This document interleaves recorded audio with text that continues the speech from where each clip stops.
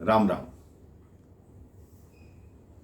कई बार दोष हमारा होता है और हम कहते हैं भाग्य ने मेरा साथ नहीं दिया। एक बहुत बड़े सेठ और उनकी पत्नी एक एक्सीडेंट में मारे गए। उनका एकमात्र पुत्र था जो घर में रहता, बहुत संपत्ति थी, लेकिन उसने इतना धन व्यर्थ किया कि सारे संपत्ति समाप्त होने लगी। अब धीरे धीरे वो कंगाल होने लगा, उसको खाने के भी लाले पड़ने लगे। जब बहुत बुरा हाल हुआ तो एक दिन अपने द्वार पर बैठा जोर जोर से छाती पीट पीट कर रो रहा था कि मेरा भाग्य कहाँ चला गया, मेरा कोई काम नहीं चलता, मेरे पास धन नहीं है, क्या करूं। वहां से एक साधु निकल रहे थे। उन्होंने कहा, इस प्रकार छाती पीट पीट कर क्यों रो रहे हो। उस व्यक्ति ने कहा, मेरा भाग्य रूठ गया है, अब मैं क्या करूं। उस साधु ने कहा, तुम्हारा भाग्य उस पर्वत की चोटी पर रहता है, जाकर उससे बात करो।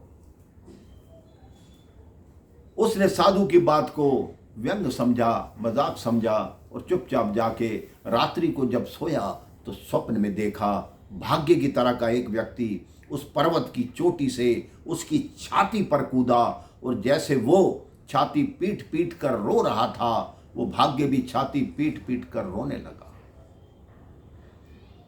अगले दिन प्रातः उसने निश्चय कर लिया कि मैं उस पर्वत की चोटी पर अवश्य जाऊंगा। अब वो पर्वत की चोटी पर चलने को तैयार हुआ। अभी मार्ग में पहुंचा था, एक छोटे पर्वत की चोटी आई। उसने देखा वहां एक शेर बैठा है। वो शेर से बचकर जाने लगा। शेर ने आवाज लगाई, मेरे पास आओ, मैं तुम्हारा शिकार नहीं करूंगा, मैं बहुत बीमार शेर हूं। वो शेर के निकट आया। शेर ने कहा, तुम कहां जा रहे हो। उसने कहा, मेरा भाग्य पर्वत की चोटी पर रहता है, मैं उसको लाने जा रहा हूं। सेठ ने कहा, अगर ऊपर जाना तो मेरे बारे में पूछना कि मेरी ये बीमारी कब समाप्त होगी। अब वो आगे चला।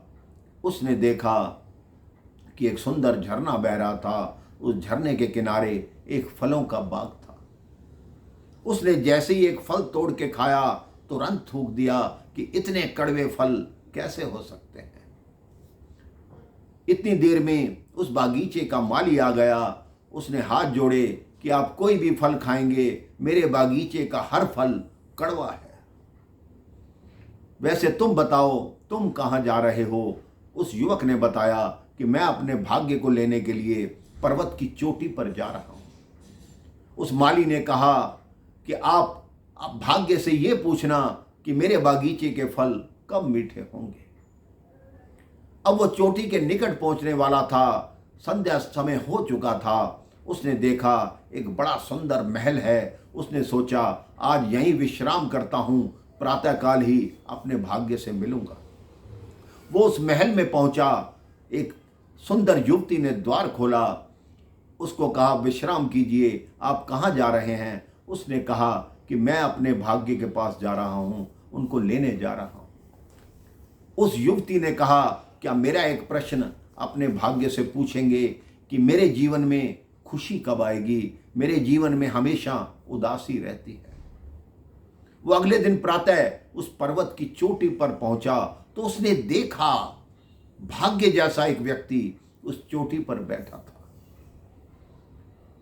उसने प्रणाम किया और कहा कि आप मेरे साथ चलो, आप मेरे भाग्य हैं।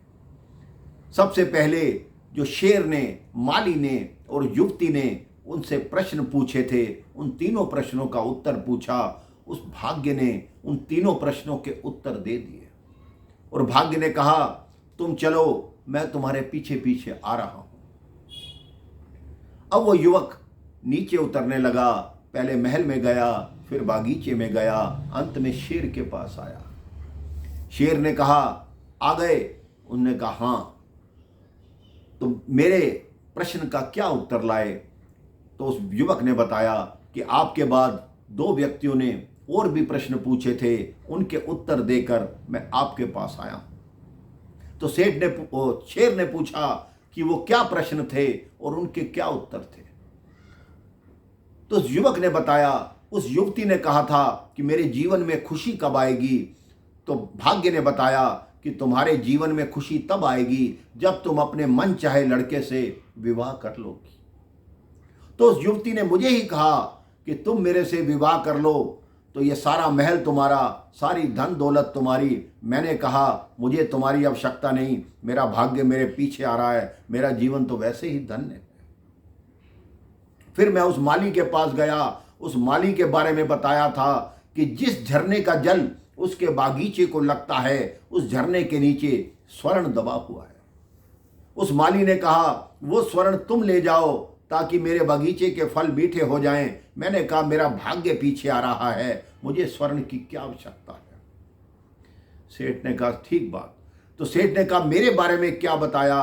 तो उसने कहा तुम अगर किसी मूर्ख व्यक्ति का शीश खा लोगे तो उसके बाद तुम्हारी बीमारी ठीक हो जाएगी। शेर ने तुरंत उसको झपट्टा मारा कि इस दुनिया में तुमसे मूर्ख और कौन हो सकता है, जिसको भाग्य ने सब अवसर प्रदान किए लेकिन उसने ग्रहण नहीं किए। मैं तुम्हारा ही शीश खाऊंगा, तभी ही मेरी बीमारी ठीक होगी। शेर ने उसका शिकार कर लिया और उसको खा गया। हम भी अपने जीवन में यही सोचते हैं कि जो खराब हुआ है वो भाग्य ही नहीं था। अरे आपका भाग्य बनाना आपके कर्म करने से होता है। आप अच्छे कर्म करेंगे तो आपका भाग्य हमेशा साथ देगा।